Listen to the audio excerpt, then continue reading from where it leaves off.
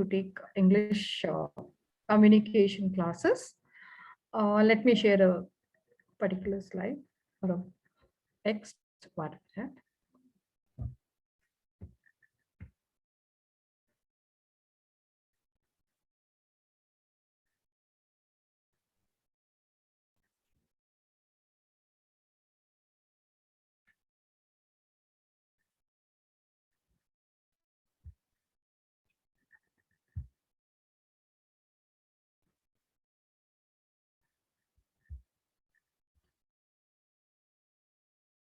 Is this page visible to you all? Yes, ma'am. Okay.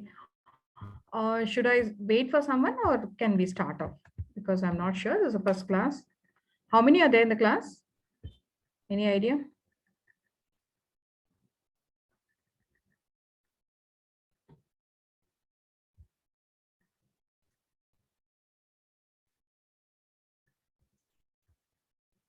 Pratiksha, any idea? How many totally in the class?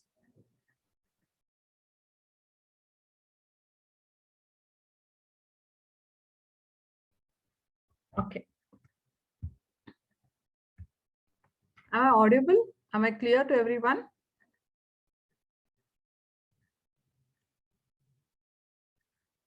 Rashekar, Pratiksha, others, am I clear? Can you all hear me? Yes, ma'am. Anupama, Bharat. Yeah, if you all don't respond, I'll be wondering whether you all can hear me or not. That's the reason I asked you. Because we are handling a subject on communication, we should be very clear on communication. So you saw now what happens when a person is talking and there's no response from the other side. What happens? The communication is not complete. So the speaker lands up thinking what happened. Okay, fine. So we'll start the class now. Uh, Basically, everyone knows what's communication. There's nothing new to be taught, but there are certain do's and don'ts for communication. And this particular do's and don'ts we'll be learning in detail, and we'll be checking out in case we do some mistakes, how to overcome it, or certain like we have certain notion about certain things. So if we have those notions, how to get rid of that and have a clear cut communication. So today we'll be talking about the process of communication, how there are different types of communication and there are different techniques to use communication. So basically it would be what is communication, types of communication, what are the different structures and networks in communication, and the different addresses. So we'll be only handling 3 topics today. So the first topic is business correspondence and reporting. Communication is a process of exchanging information, ideas, thoughts, feelings, and emotions through speech, signal, writing, or behavior.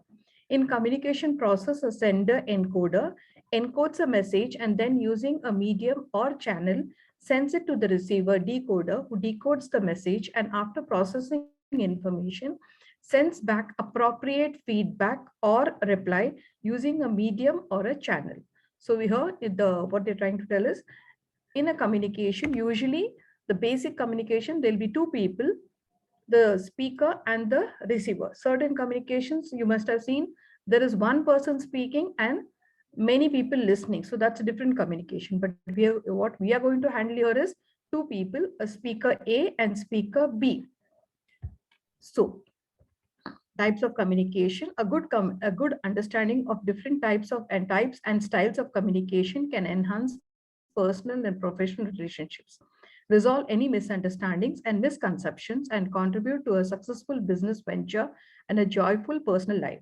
So communication is not only important in business, it's also very much important in personal life, because here through communication or through a language or a medium, we are trying to express what is there in our mind, and obviously we await for the proper response. So suppose, let us say, if a speaker A is trying to communicate something to speaker B, first thing, if it's not speaking in the language the B understands, then the communication is not complete.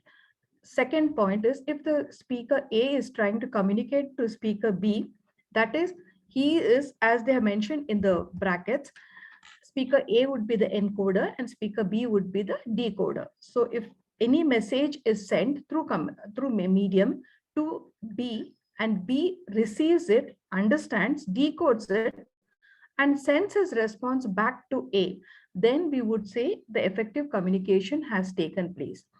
And now when you talk about communication, even the first thing is the language, very important. A and B have to understand the same language, the medium, like whether they're talking one to one or they're talking over the phone, those things also need to be in a proper shape. That's very important. A communication is supposed to be complete, effective only when the listener responds. Only if A, whatever A is telling, if B understands and responds, then only we would call it a healthy communication.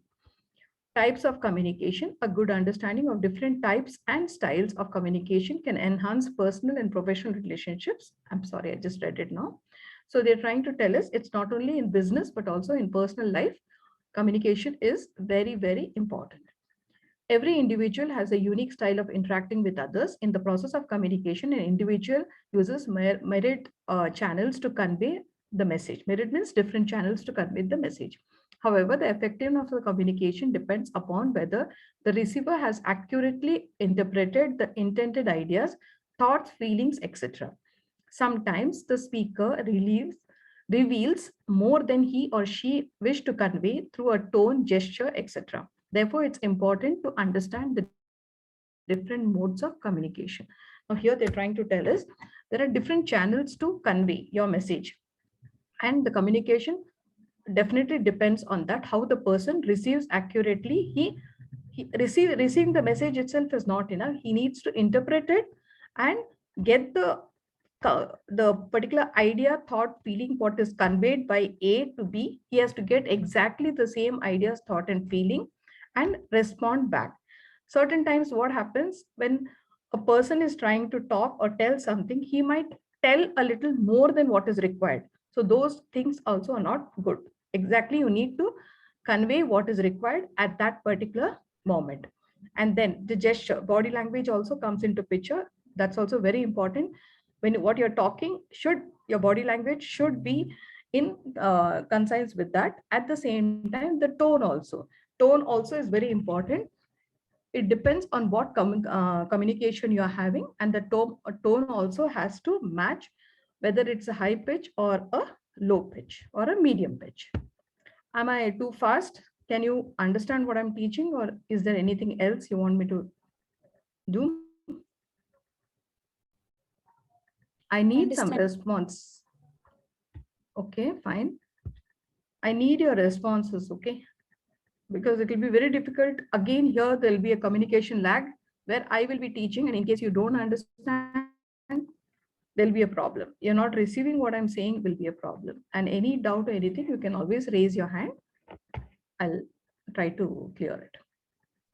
So the broad categories of communication is verbal, non-verbal, visual, based on the purpose of style, formal and informal. So we know what's verbal, which we speak, non-verbal written. Visual is something with picture or graphs. There might be different ways based on purpose. What purpose? Are you doing writing in a professional way, or are you writing an informal letter, or communication is informal? Languages are most common medium used to communicate. Most popular language used globally is business English. It is the language type used in business context, such as international trade, commerce, finance, insurance, banking, and many office settings. It brings clarity, has specific vocabulary and grammatical structure. Now, in business English, what they talk about spoken English is colloquial English, but what we talk about business English is where we need to have clarity, we need to have a specific vocabulary. That is, you can't write the way you speak. You need to word it frame it in a different way, and grammatical structure. Of course, your the sentence should be grammatically correct. Business English skills are essential for getting ahead at the workplace. Improving your business English vocabulary knowledge will help you work more effectively and open clear new career opportunities for you. It will help in developing interview skills, write emails, with clarity and increase your awareness of business topics and issues. Business English is a language used for correspondence and reporting. So when we write letters to someone unknown, see what happens in communication is, if you're talking an informal way, you're talking to your friend. So your friend knows you. So certain gesture of yours, certain tone of yours, he is recognizing. So if you go a little bit away from your conversation also, he tends to understand because he's been with you. But in a formal way of writing or speaking, the other person doesn't know you. Your letters, the letter what you write is your ambassador. That letter will tell you what person you are. So you need to word it properly. Your English should have clarity and it should have a specific vocabulary. Very, very important for writing English. At the same time, when you word it over the phone or in a meeting or one-to-one, you need to use proper words and mostly a formal words. Formal words means that's what we call as business English. There is a certain way of communicating in business English. So we need to follow that particular code. Difference between in general English and business English. While both kinds of English as forms of communication, the approach and objectives of these two widely vary from each other. The approach for general English leans more on basic conversational day-to-day use of words, while business English is a technique and complex used in workplace offices for business communication. Now, let's say you meet your friend or known person, you say, like when you talk, let us take a situation where you have met that person and you want to convey something and take the conversation further. So you will say, if you're talking, if it's an informal way, you would say, hey, listen, the other day we met and we spoke all these things. Let's talk about it further. That's one way of talking, informal way. But then if you're wording the same thing in a business English, you would say, with reference to the telephonic conversation or a discussion we had on such and such day, I would like to elaborate further. So this is the way the English changes, the written English, the formal English, and the informal English has to be worded properly. So you understood the way it is, no? If it's a colloquial English or a general English, what we speak every day, it's spoken that way. But then if it's a formal English, you need to word it properly. The purpose of introducing business English in foundation course. So why is English? Because we all know that we all can speak English, we can write English. Then why is English given so much of importance in any course? For example, any professional course, they see that business English is taught to a student. So why is it given so much of importance? The purpose of introducing business English in foundation courses, because first thing, it has been observed that business English is a language used in the core papers of CA curriculum. You must be knowing about it. You must be well aware of it. Being proficient in language will help you in improved understanding of the core subjects and better presentation of answers in the examinations to maximize the scores. Going further, it would help in communicating with colleagues and business entities within outside your organization. To put it in a simpler terms, business English facilitates better understanding of formal workplace communication. Now here, very clearly it's told, first thing, if your English is proper, if your understanding and speaking and written English is proper in a very good form, then what happens? First thing is you get good marks in your exam because you're able to convey what you want in a proper way, and the examiner who reads it understands, and obviously you can maximize your score. The second thing is it helps you communicate better with your colleagues in your business organization. Okay. And then it improves your it helps you in your career growth also, because your communication is proper, you're able to convey your ideas to people in a proper way, and definitely your work is simpler and things will be better understood by everybody. Verbal communication, it involves the use of words and languages in delivering the intended message. Though verbal primarily refers to communication through the spoken medium, while categorizing types of verbal communication, the written and oral forms of communication are both included. So here in verbal communication, the main thing in verbal communication is the proper usage of words and language. And then you need to have a well spoken vocabulary. You have to include good words, Good words means words which are which has a particular vocabulary value.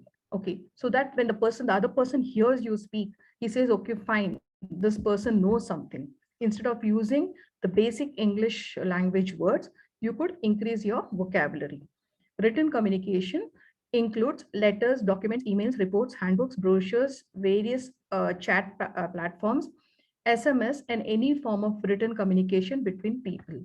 The written form of communication is essential and indispensable for formal business interactions, contracts, memos, press release, formal business proposals, and legal instructions and documentation. So the effectiveness of written communication depends on the writing style, grammar, vocabulary, and character. So in short, these are the different ways we communicate to people in written communication. You all very well know about it. It is the document, email, through brochures, and of course sometimes within the office. Within the office, we would use memos and other things like short this thing. No, I can't say notice, but then a short way of memo, like personal memo between the colleagues and all can be used. And there are other documents like legal instructions and documentation. So those things. So when your written communication is good, it's easy for you to word it in these documents. Then the next one is oral communication, refers to the communication through the spoken word, either face to face, telephonically, via voice chat, video conferencing, or any other medium. Formal medium like lecture, conference, seminar, meeting, informal conversations, friendly gossip, etc. are part of oral communication. So oral communications, first is face to face, you talk to person, or through a telephone, video conferencing, and other medium. Now, the only thing is, when you're talking to someone face to face, you need to be very careful of your body language, the gestures you make. If it is telephone, you need to be very, very strong on your spoken English, spoken communication, because the other person here, when you're talking face to face, you have a second aid or a help, your body language to communicate what you want, what you're trying to say. Your emotions are there. But on over the telephone, it's very difficult. So the communication, what you do over the phone should be very clear and it should be very strong. And video conference, of course, it goes both body language as well as wording. And then later, effectiveness of oral communication depends on clear speech and tone. Yeah, when you need to, some people speak, but then what happens? They know English, they have very good vocabulary and everything, but then they are not able to convey what they're saying because of their speech, the tone that they use, or certain times people don't open their mouth and talk. They try to talk with their half mouth closed. Many people have that habit. Through that, what happens? The words don't come out fully, and then it sounds in a different way. So that's also a very big barrier in communication. People wouldn't open their mouth and talk clearly. That's the biggest thing. So speaking in too high or low volume or too fast or slow. Certain people have the habit of speaking very, very fast, where other person who's listening may be with you in the conversation, or sometimes he might have had a bad day, or he might be in a different situation over the phone. And when your communication is very fast, at that time, he's not able to catch up what you're saying, because he himself has certain things running in his mind. So that's where again the communication would fail. So you should not be either too fast or too slow, and your voice should not be too high or too low also. Even non-verbal communication such as body language, visual cues, and affect the quality of the interaction among the individuals or groups. Certain people have that habit of, when they're talking, they go on doing this, or they, certain things they have that habit, touching their face, touching their eyes, or they try to use their hands a lot. So these extra things, what you do with your body language or with your this thing, so hands and legs, it actually distracts the person who's looking at you. So that's another big hindrance in the communication. Verbal communication is the easiest, fastest, and the most successful form of communication. Yet, surprisingly, according to research, it comprises only 7% of the human communication. So they say that we usually say when we speak, we are trying to convey what we want, but no, verbal communication is not the whole 100%. It only takes around 7% or probably let us say 20%. But then your tone, your body language, your emotions all come into picture when it's an oral communication. Did you get this, students? Did you understand that part?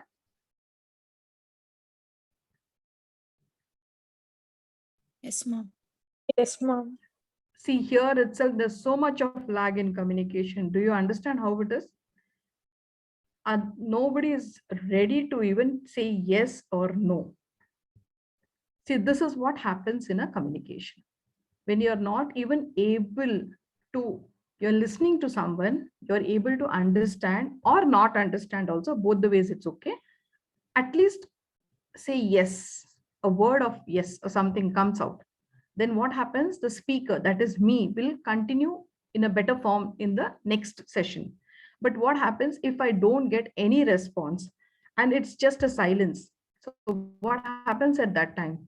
I feel okay, fine. I feel demotivated. I feel okay, fine. Probably they're not understanding. Probably they're not able to get what I'm saying.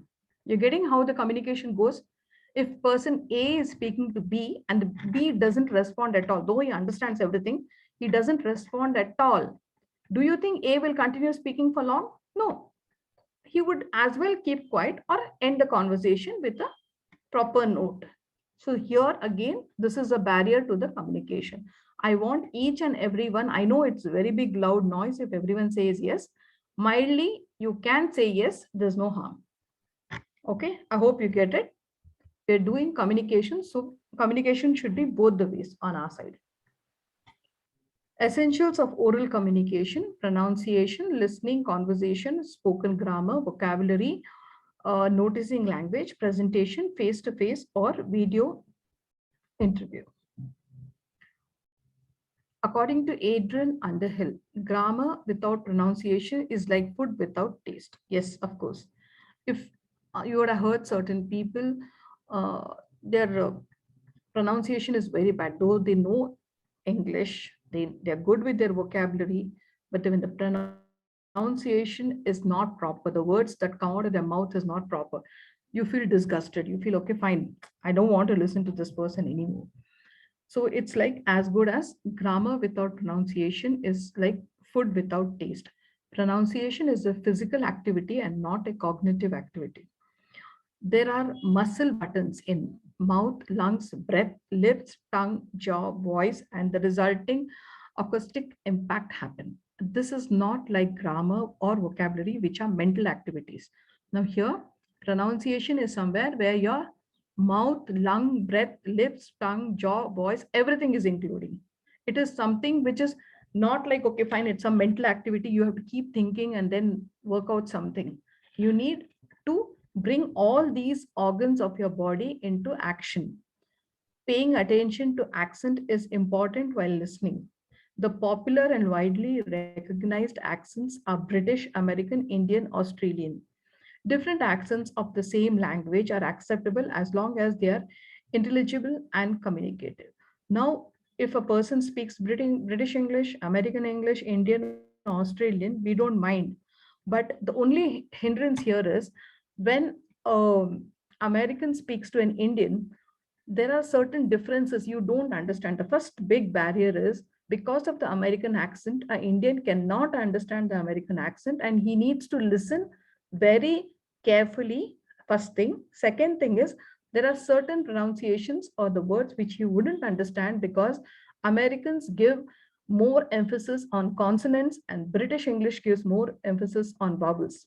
So when there is a lot of stress on different things like British on vowels and American on consonants, so obviously the pronunciation would be different. For example, when the British says schedule and the American says schedule, there is a lot of difference in the pronunciation. So such pronunciation, environment.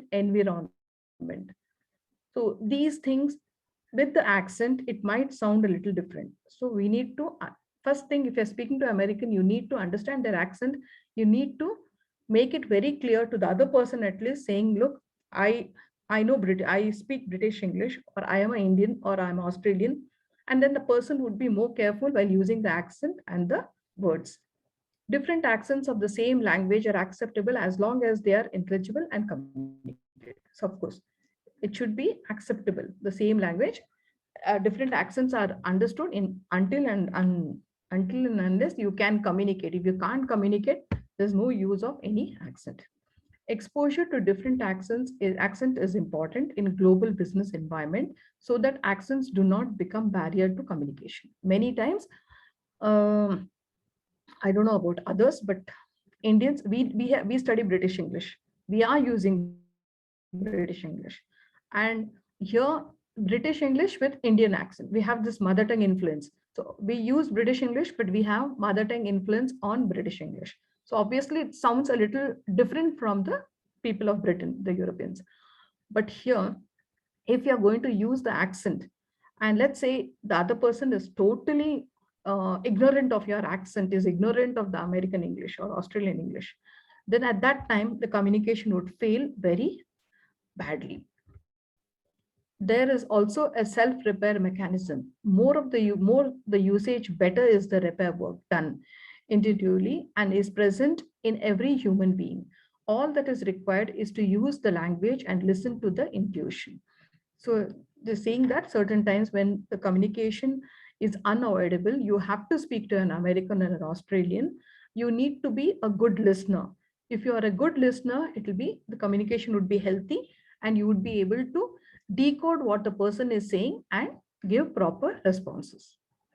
Listen intently to speak well. A good speaker is one who is a good listener. As listening happens, the mind subconsciously registers the accent, voice modulation, stress, grammar, and vocabulary.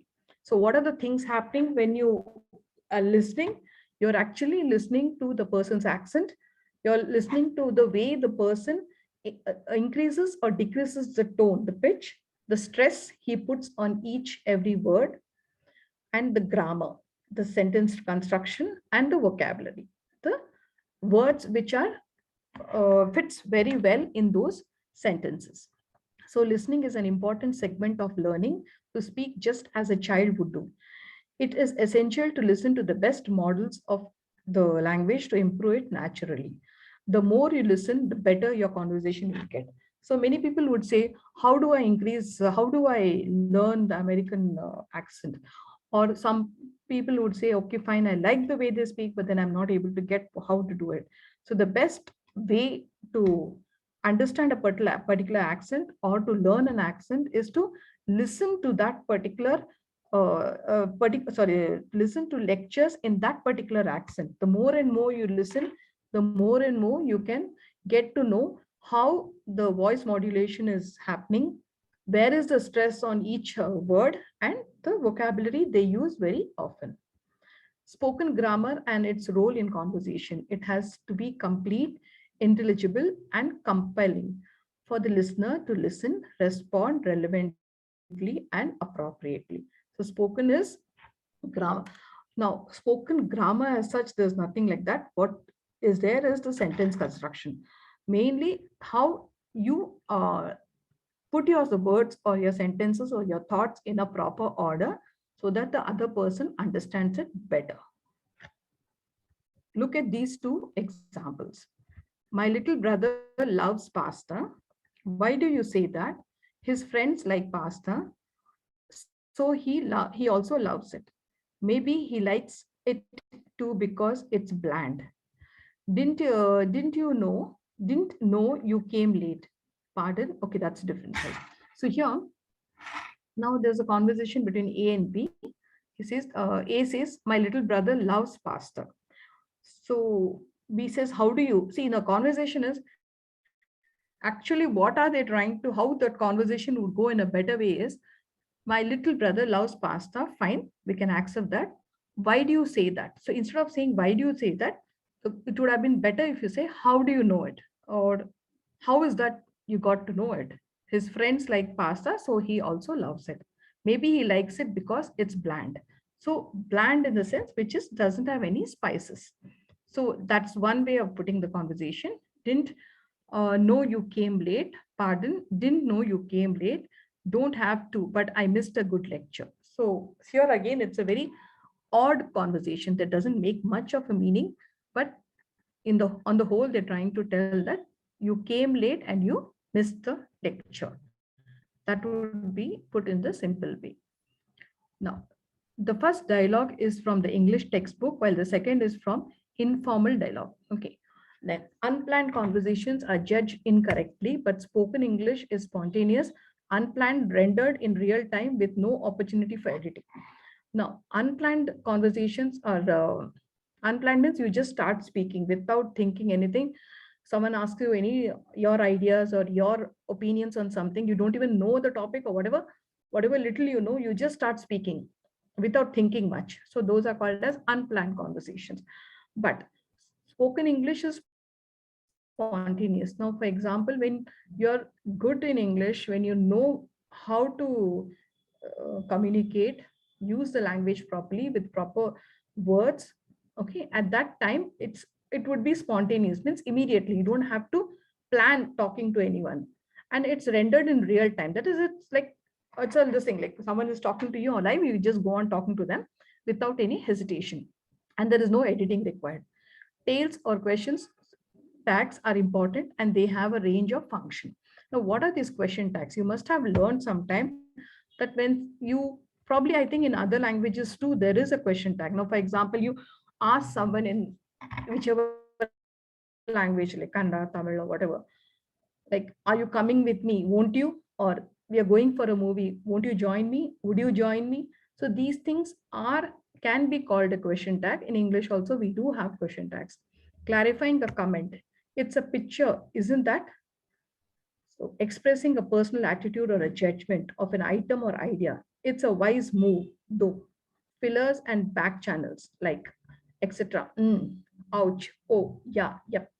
That don't have any specific meaning. So these are the words which don't have any meaning, but then we use it as fillers. Fillers in the sense something happened and you don't know how to express. How do you express a emotion? Especially if you're not face to face and you're over the phone, so you need there be a gap in your conversation, so these fillers are used. Or sometimes when you're talking one to people one to one also, you use this, and specific meaning, but rather fill time and allow the speaker to collect his or her thoughts for conversation. Many a time you would have seen that, especially Americans, I say, not even Britishers. Britishers are very good and very fast in their spoken English, but Americans, they take a lot of time while talking, thinking rather. They take time to think. So what they use a lot of fillers. They'll say, okay, yeah, I know. So that's actually the words that is dragged or used is just like a filler, and they take time to think and answer.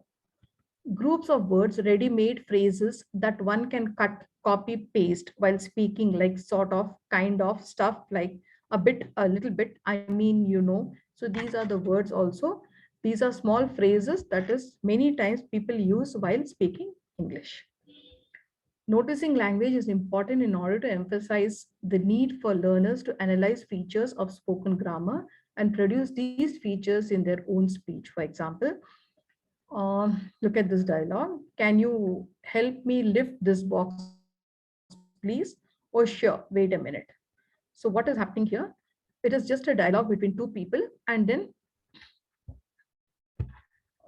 it's they're emphasizing that there is a sort of little bit of emphasis on this, like, can you help me lift this box, please? So you're actually requesting the other person, and the person says, okay, fine, let me do it. So presenter and presentation tips and techniques. Be enthusiastic and honest. That is, when you're speaking to someone, don't have a approach like, okay, fine, I need to listen to this person. Okay, fine, I need to talk to the person. I need to respond. Now the person is going on talking for a long time. I need to talk. For example, take this class, what's happening? I'm going on talking, but then when I ask you something, you think, okay, fine, now she's asking something, we have to respond. So that there is no enthusiasm there. It's like, okay, fine, you keep talking, we'll listen. That's the thing. There is no enthusiasm, like okay, fine, let me respond to her. Let me talk to her. So that's sort of a, what do you say? A motivation or something will help the speaker speak better. Show your passion and connect with your audience. Focus on your audience need. Keep it simple. So now what is this audience need? Now you're speaking to your friend and the friend is trying to tell you about a situation that happened, a sad or a happy one. So definitely the your friend will look for some emotions or some reaction from your side. Let it be like your gestures, body gestures, language, or words.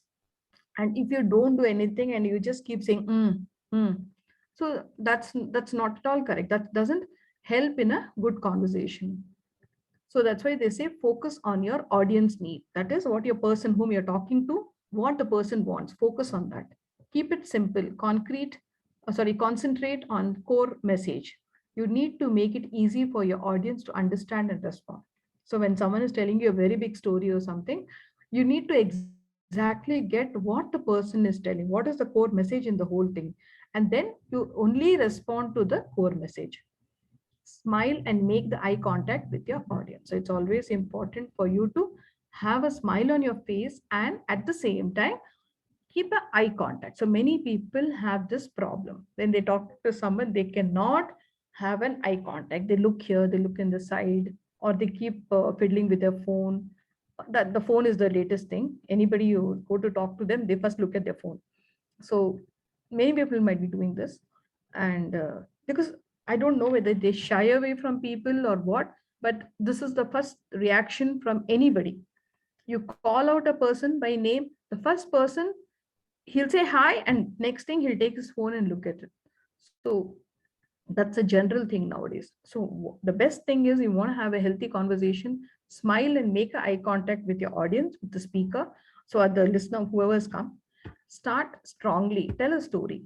Okay, when you're talking to someone, telling them something about let's say your visit to a place, or you're been to a party or something where you had been to a movie. Let it be like a story. Let it not be very dragging. Like every scene need not be explained. Everything what happened need not be explained. You can concise it to a small story sort of thing and make it interesting for the listener also. So the listener gives his proper responses. Okay. Non-verbal communication. Non-verbal communication is the process of communicating by sending and receiving wordless messages.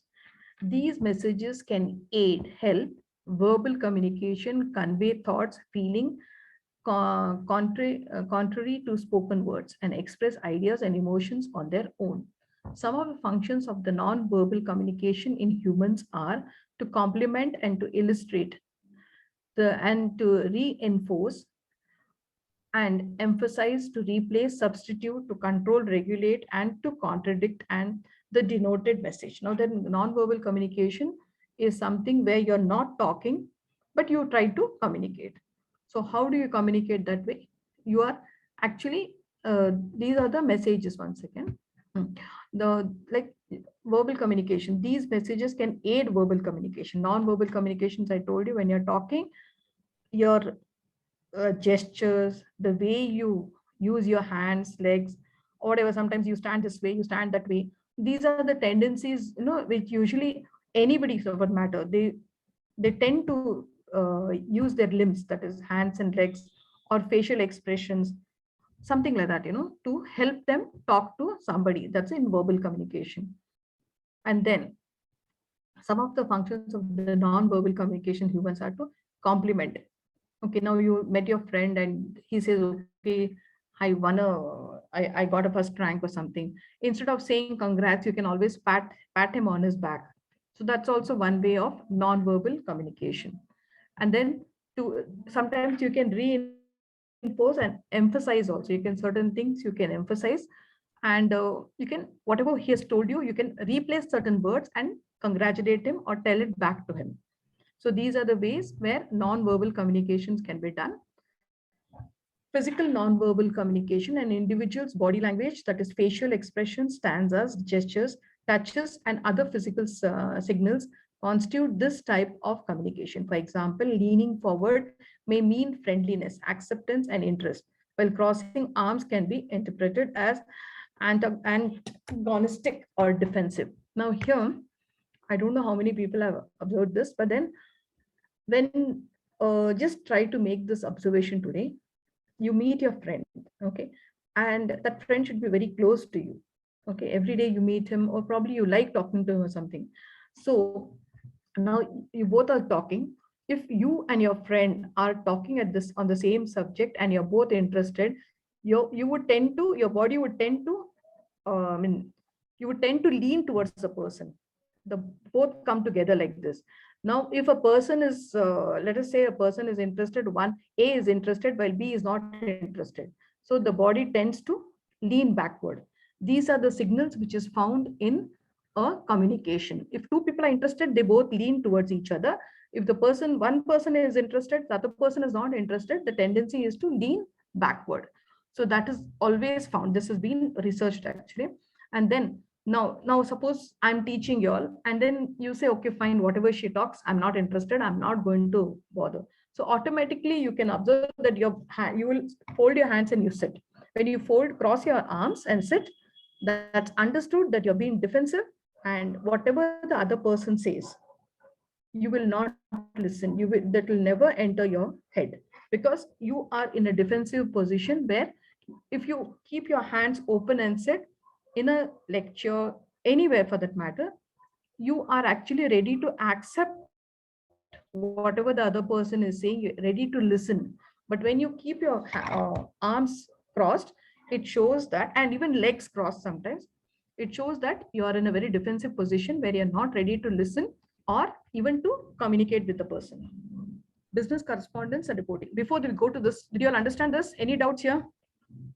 Can I just go up and scroll and see anything? You all have understood? Okay. Yes, ma'am. Okay, fine. Okay. Any doubt, just raise your hand, ma'am. Okay.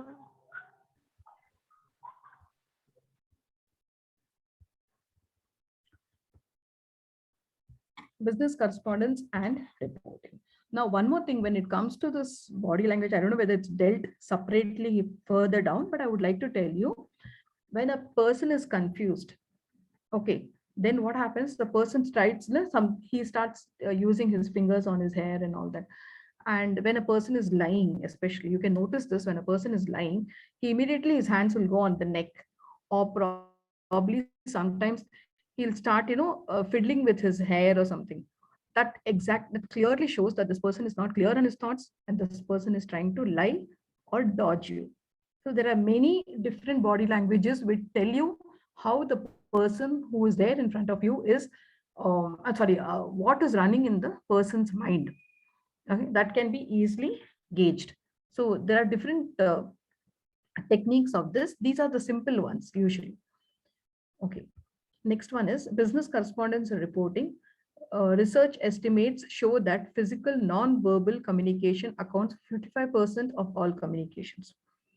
So physical and non-verbal communication. So you can say 50% is your body gesture, whatever you're doing, and the other 50 is your speech, your vocabulary, your sentence construction. Smiles, frowns, pursuing your lips, uh, clenching wrist, like, no, you do this, you go on doing this, sometimes you do this. So this is one. And then frowns, you bring your eyebrows together, transmit emotions which are not expressed through verbal communication. Certain times you're angry, immediately you start clenching your wrist. Or if you're angry without your knowledge, your eyebrows come together. So these are the things. And if you're happy and you're very happy talking to someone, something, there is a small or a very light smile which is on your lips, like. Okay, so para language, the way you say something more than the actual words used reveal the intent of the message.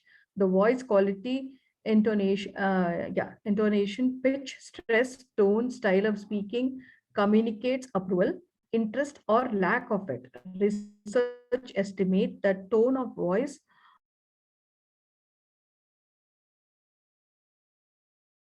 or sorry, that tone of the voice accounts for 30. Now what happened, 55% goes to non-verbal communication. So the remaining 38%, they say that it is your voice. If you're shouting, don't do it, it has a different impact. You tell very mildly, please don't do it, it has a different impact. So these are the different pitches and stress you put on the words and the tone and the style of speaking, which takes away 38% of your communication. So what remains then? Aesthetic communication. Now what is this? Aesthetic is something about beauty, your ideas or your appreciation for beauty. Art forms such as dancing, painting, sculpture, sculpting, music are also means of communication. They distinctly convey the ideas and thoughts of the artist. Now, if you've gone to a gallery or any art exhibitions or anything, or probably a dance performance and all, you will find that there is communication in the dance also. The person who is dancing is communicating. You can see the expressions on the person's face. The same way a person has done. If you observe very, very keenly, you can get to know what he's trying to communicate. Music, dance, of course, has music. Painting also brings out a lot of thoughts of the painter on the canvas. So you can say aesthetic form also has a lot of influence in communication. Appearance is usually the first thing noticed about a person. A well dressed, groomed person is presumed to be organized and methodical, whereas a sloppy, shabby person fails to make a favorable impression. Therefore, dressing appropriately in all formal interactions is emphasized. Now, usually nowadays, before I don't know, but I mean, I shouldn't comment that, but then before a person goes to an office or probably he's going to an interview or going to meet a very sophisticated person or a person of importance, the first thing is the formal dressing would come. A guy, formal dressing, even a female, very formally. But nowadays it's, I can say it's in vogue that people think, okay, fine, I'm very cool. So they say, okay, fine, I'm very cool. I can wear a t-shirt and a jeans. Even the girls have the same this thing. Let me wear a t-shirt and a jeans, and then I can carry it off. Of course, I have a good looks, so that will make the impression. It's not that. Certain times your dressing is very, very important. When you go to office, you need to dress in a particular way. And when you're going to give a particular, let's say you're attending a conference or you're going to talk to the audience, any such thing for the matter, your dress, your appearance talks a lot about you. The way you dress up, the way you carry yourself, and at the same time the way even slippers, shoes make a lot of difference. You wear a formal dress or something formal clothes, and then your slipper is not up to the mark, even that tells a lot about you. Why am I emphasizing is nowadays I've seen many people, they feel, okay, fine, I'm good looking, I'm fine, I can carry away with anything I want. But that doesn't actually, the person who meets you for the first time or the person who's expecting you uh, to come and do some job or something for that matter would have a different idea. So you need to understand the person whom I'm going to meet, what sort of a person he is, what would he like me to be dressed as. And if you go with that particular attitude, definitely your communication, your the what work you're going for and your communication will help. The appearance will help your communication, that I would tell. The dress code in office is generally formal. It constitutes of formal suits, trousers with plain white shirt or light colored shirts and leather shoes. Bright colors, jeans, t-shirts, especially with slogans and other informal wear are not allowed. For women, formal two-piece trouser or skirts, sets or formal ethnic wear like sari is possible.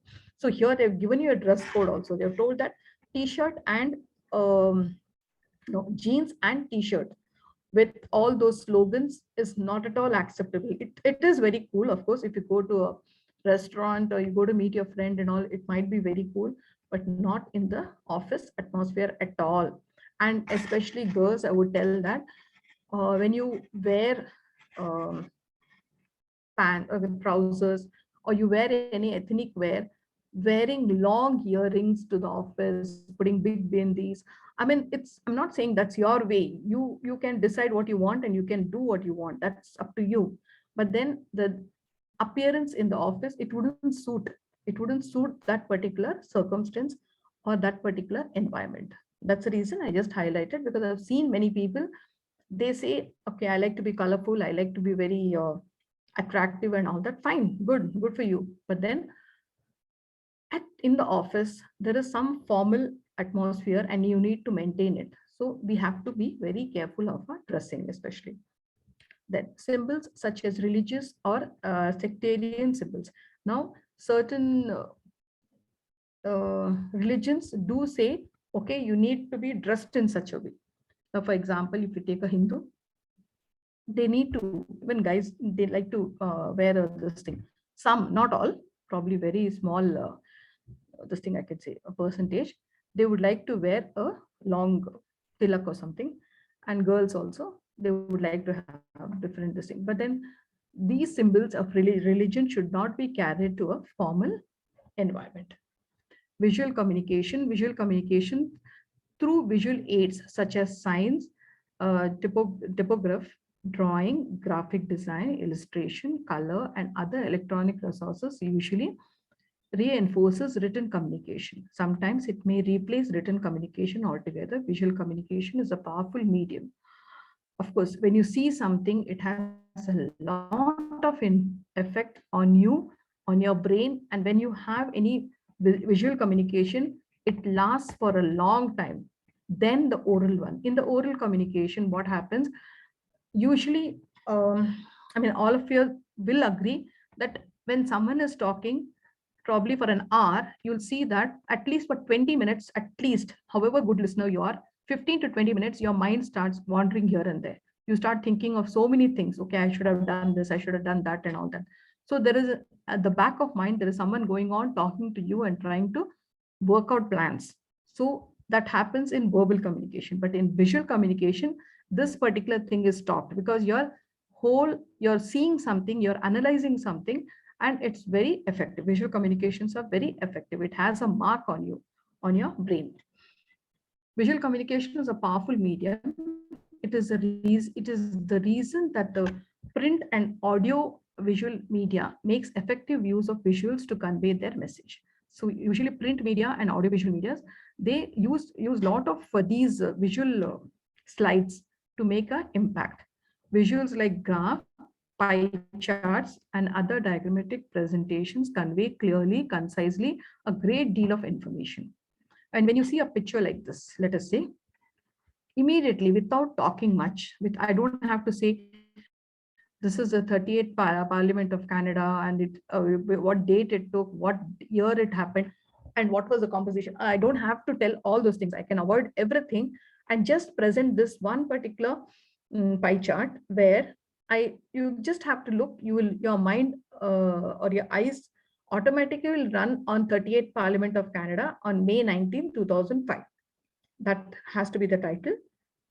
Then when you go through the pie chart, you'll find out that this has been divided among four divisions, four bifurcations. One is conservative, then the other one is bloc, the other one is NDP and liberal. So you can understand the representatives, how they have been bifurcated. So at one go, you get to know so many information. So that's why visual communication is given so much importance. And it doesn't, visual communication, another advantage is you need not have a formal or informal. You do need not bother about formal, informal. You need not bother about using words, vocabulary, language. All these can be avoided just with a small presentation. What do you notice? If you can make a claim, tell us what you noticed and that supports your claim. What do you wonder? What are you curious about that comes from what you notice in the graph? What's going on in the graph? Write a catchy headline that captures the graph's main idea. So this is the comment they have. This is an assignment sort of thing they've been given. The questions are intended to build on one another. So try to answer them in order. Right. So formal and informal communication.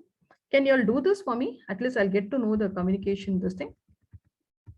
Can you all fast take a paper and pencil and just try to do the visual thing and write these 3 sentences? I want to see the written communication of yours. Just draw the diagram, whatever the labels, just attach it and write those 3 sentences. All of you, I'm going to ask each one how you worded it.